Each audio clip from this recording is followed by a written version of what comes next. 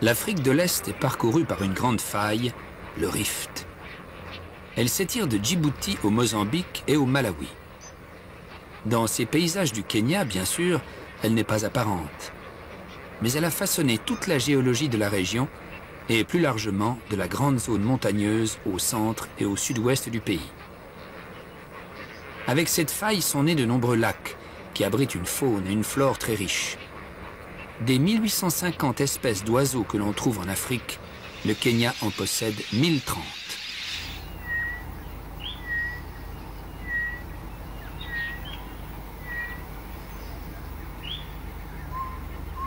Le lac Nakuru attire d'énormes concentrations de flamants et d'autres espèces d'oiseaux.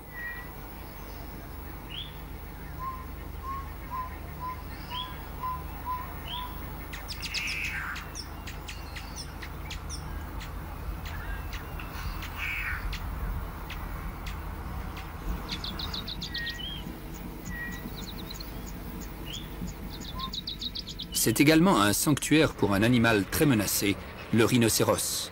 Ici, un rhinocéros blanc, le plus grand de tous. Le cob à croissant, une grande antilope, ne s'éloigne jamais beaucoup de l'eau. Il y a 12 millions d'années, la croûte terrestre s'est soulevée à la suite d'une remontée des roches depuis le manteau à une centaine de kilomètres de profondeur. Ce soulèvement s'est accompagné d'une intense activité volcanique. Les hauts plateaux existants se sont fracturés, donnant naissance au rift.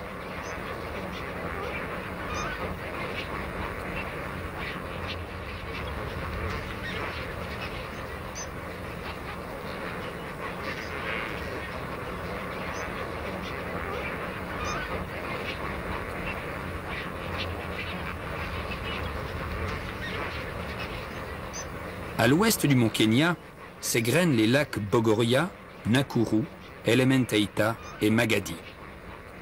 La pluie lessive les massifs de lave et les minéraux alcalins se déversent dans les lacs. L'évaporation accélère le processus de concentration de ces minéraux, lesquels permettent aux algues de se développer. Et ces algues constituent la nourriture de base des flamands.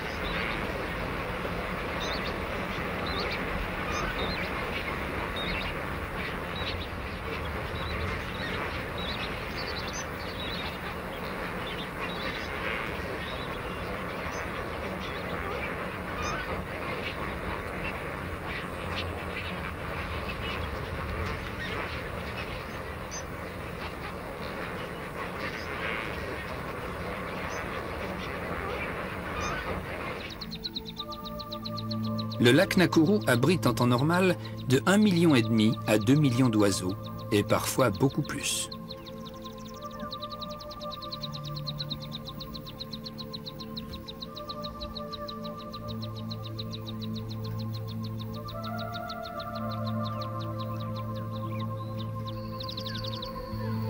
La veuve à collier d'or a une silhouette très particulière. Ses très longues plumes caudales représentent plus du double de la taille du corps.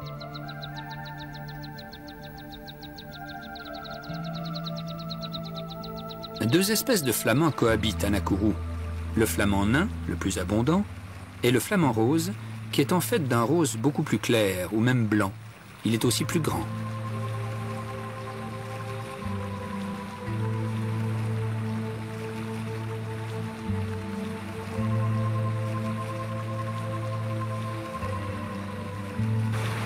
Le lac Bogoria est aussi connu pour ses geysers qui rappellent l'activité volcanique de la région.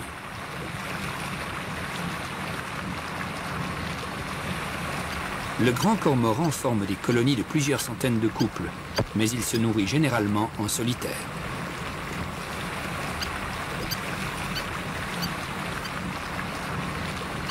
Ces bouillonnements sulfureux atteignent des températures élevées, une centaine de degrés.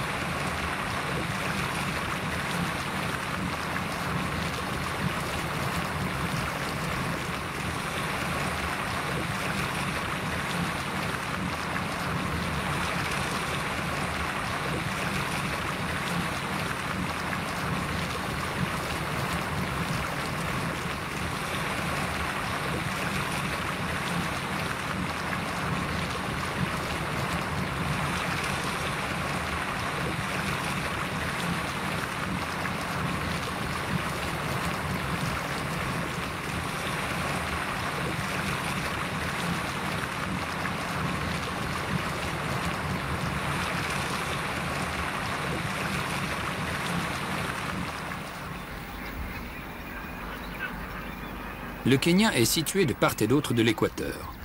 En raison de la rotation de la Terre sur son axe, le Soleil est au plus haut 2 fois dans l'année, en mars et en septembre. L'évaporation intense qui en résulte produit les pluies. Les températures ne connaissent pas de variations très importantes et n'entravent pas le renouvellement de la végétation.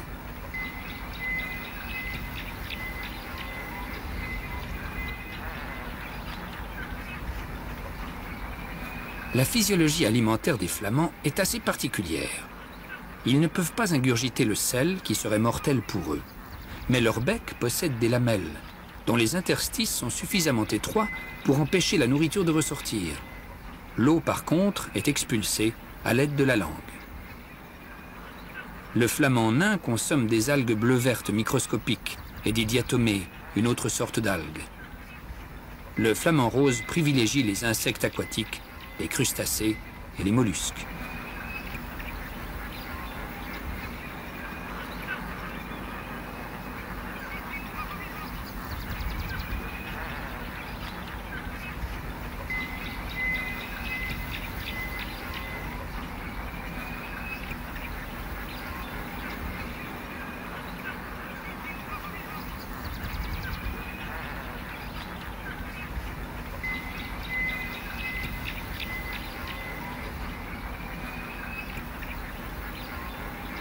Les deux espèces de flamands se reproduisent dans les lacs du Kenya, mais surtout plus au sud, au lac Natron, en Tanzanie. Le flamand nain construit des nids de boue hors de portée des humains ou des carnivores. Les nids des flamands roses sont bien plus grands. Ils peuvent être faits de boue, mais aussi de pierres liées entre elles avec de l'herbe, des brindilles et des plumes.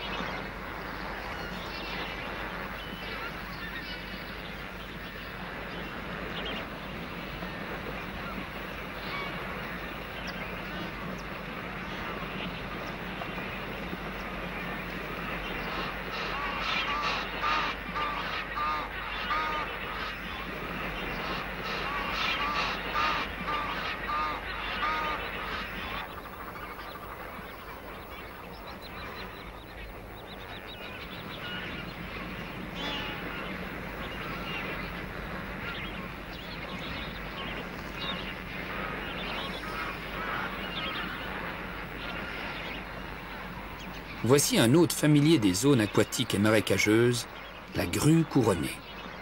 On l'observe aussi parfois au milieu des zèbres ou des antilopes. Elle attrape plus facilement les insectes qui sont dérangés par ces herbivores.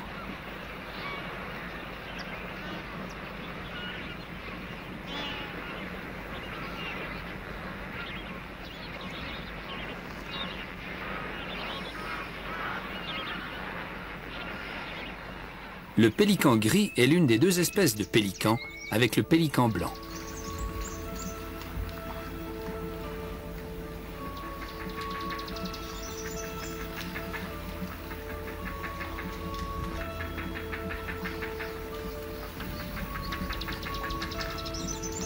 L'ibis sacré dans l'Égypte antique était le dieu Thoth, le symbole de la sagesse et l'inventeur de l'écriture.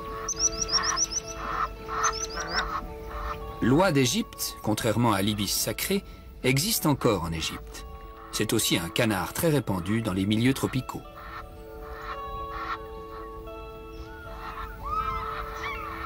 Parmi les techniques de capture du poisson, le grand cormoran pratique la plongée sous-marine.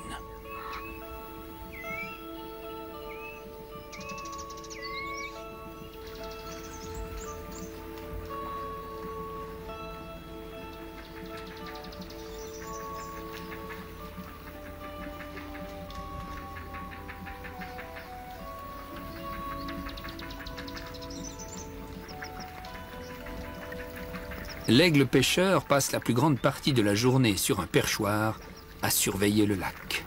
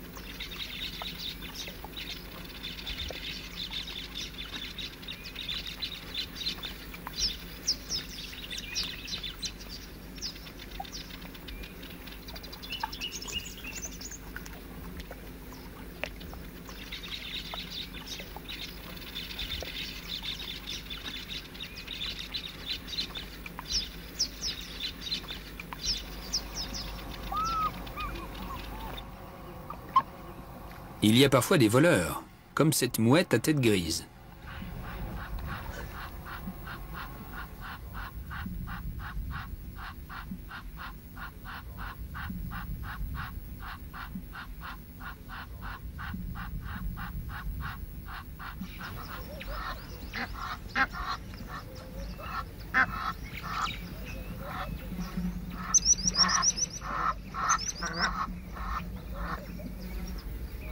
L'aigrette garzette chasse en solitaire, des petits poissons, des mollusques, des amphibiens. La ninga d'Afrique est assez proche des cormorans. Il saisit ses proies sous l'eau en nageant. Il les transperce de son bec et ensuite les lance en l'air pour les ingurgiter.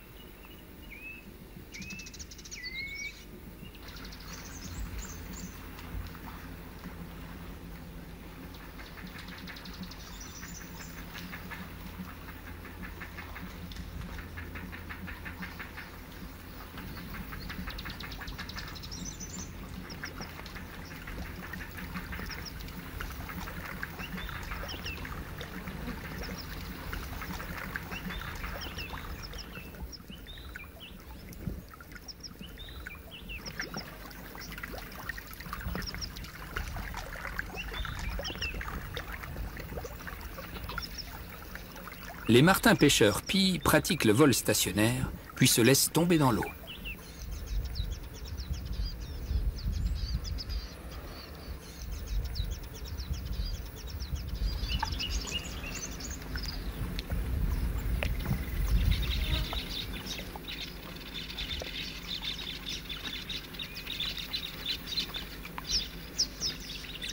Le guêpier à tête blanche vit en colonies qui peuvent compter jusqu'à 150 couples.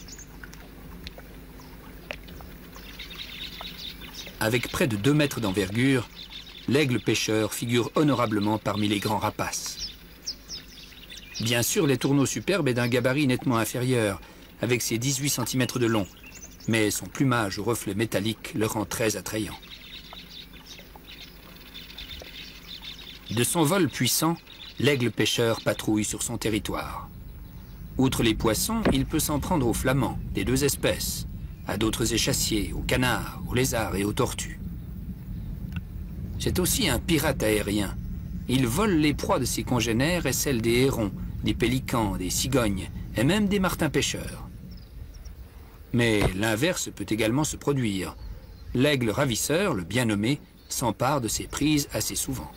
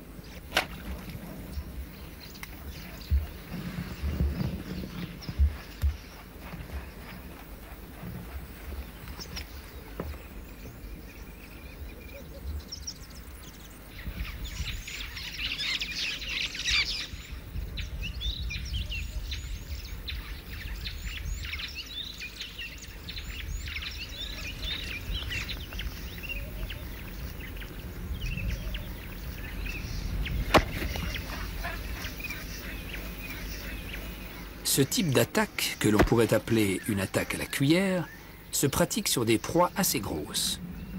L'aigle pêcheur projette ses pattes en avant, puis au dernier moment, il les balance en arrière et saisit le poisson avec ses serres.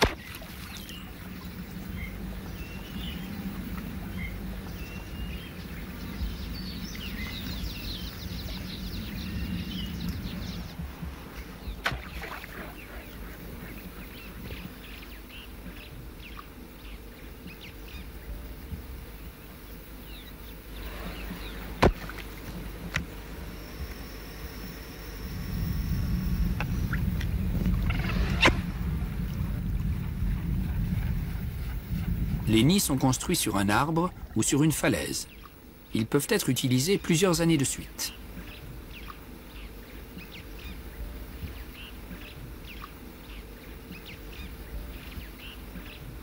Le héron Goliath, le plus grand des hérons, fait près d'1,50 m de hauteur. Les poissons, les serpents, les lézards et les crabes figurent à son menu.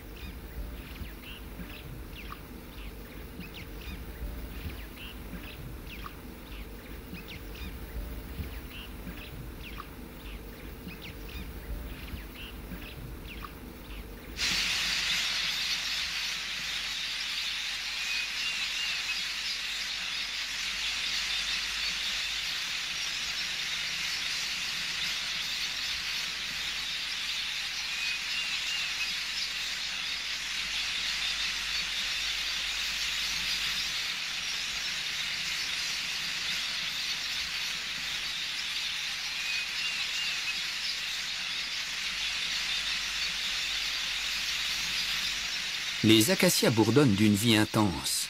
C'est l'habitat des familles de tisserins.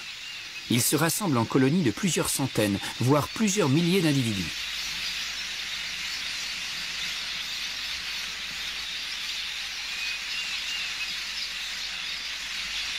Les nids sont construits par les mâles très soigneusement, avec des roseaux, des joncs ou des herbes. Ils se composent d'une antichambre et d'une chambre de ponte et de couvaison. L'accès se fait par en dessous, grâce à un tunnel vertical.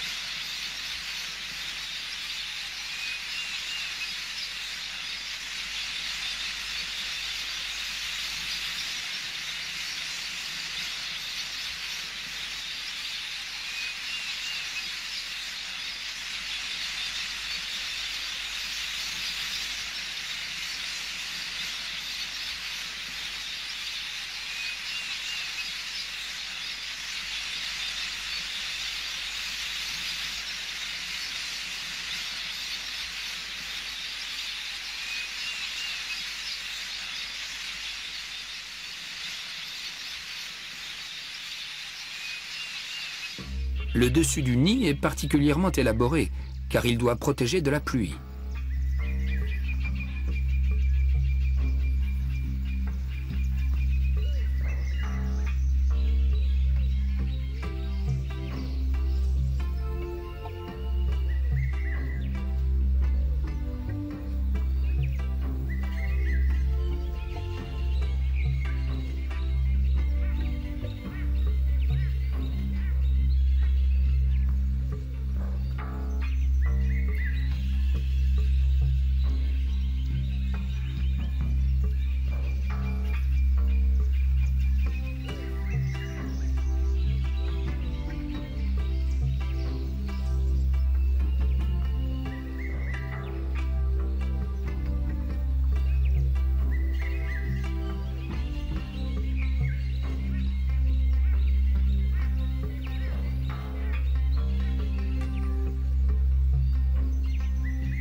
Chez la grande aigrette, c'est la femelle qui construit le nid.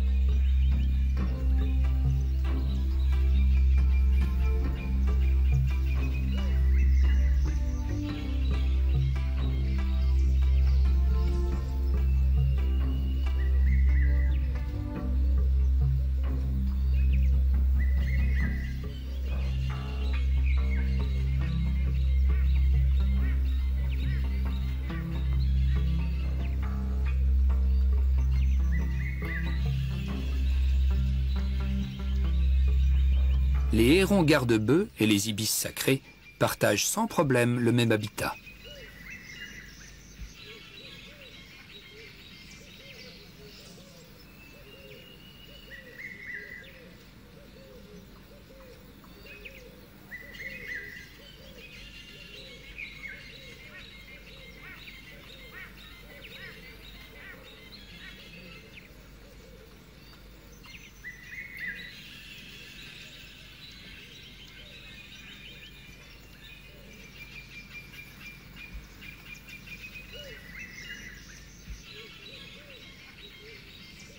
La grande aigrette est une espèce assez solitaire, sauf pendant les périodes de reproduction où elle peut s'associer à d'autres échassiers.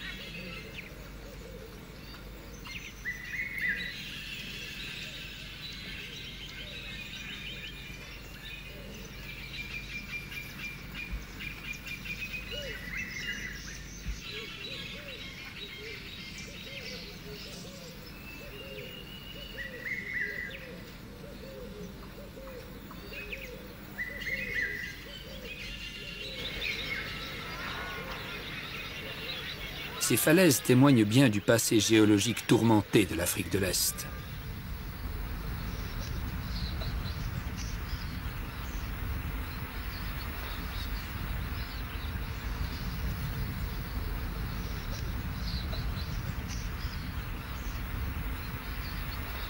Ce sont des lieux de nidification privilégiés des vautours. Le percnoptère d'Égypte profite des ascendances pour s'élever et gagner ses terrains de chasse.